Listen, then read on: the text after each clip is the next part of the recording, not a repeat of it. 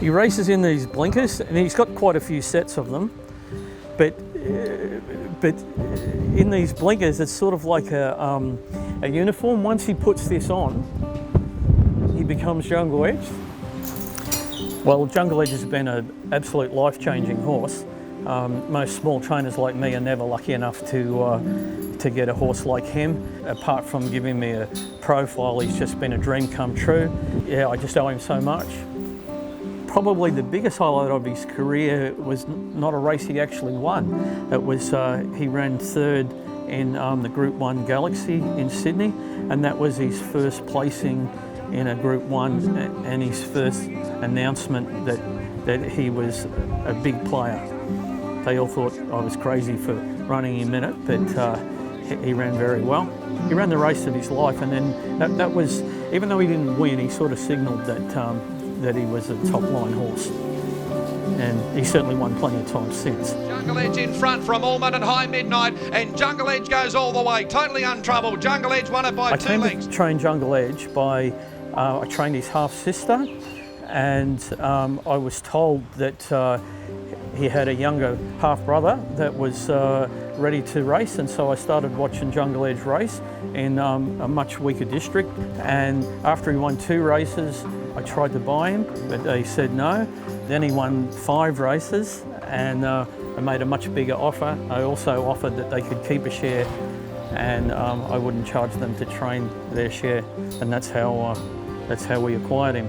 While he was a very cheap purchase, he wasn't a cheap purchase to us at the time.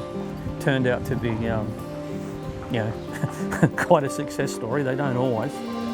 Yes, Jungle Edge is 10 years old now, which in human terms, that's like a elite footballer at 35. And at the moment, he still seems to really have it. He's not carrying any injuries. I think that's helping with his longevity, but he does have to compete at a very high level. There's no going backwards. Jade's been his track work jockey for the last 5 years, and it did look as though, I always promised her a ride on Jungle Edge, but it looked like it was never going to happen. And then last year she got the opportunity to ride him, and she won on him, and then it was pretty hard to get her off him after that. In front, Jungle Edge has got up on the outside. Jungle Edge takes the lead, swims in the mud and won it by a length. Always ridden him for so long and never been able to actually ride him, so you're sort of just one of those things you don't think will happen. So it was, a great memory. Won on him his first start for me, so I've been on him ever since. He's a very quirky horse. Some days when you ride him, he's super quiet, you could put a kid on him, and then other days when you ride him, you just never know what you're going to get. 1 year after we had Jungle Edge, unfortunately I lost my wife Beverly to breast cancer, and that's coming up to 4 years ago next week. And Jungle Edge, becoming a famous horse certainly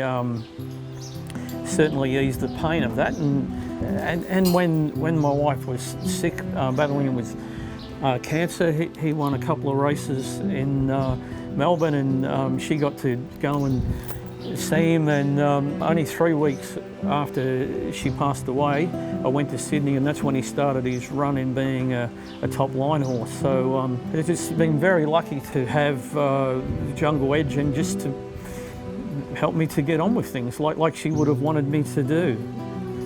Yeah, the horse has been wonderful.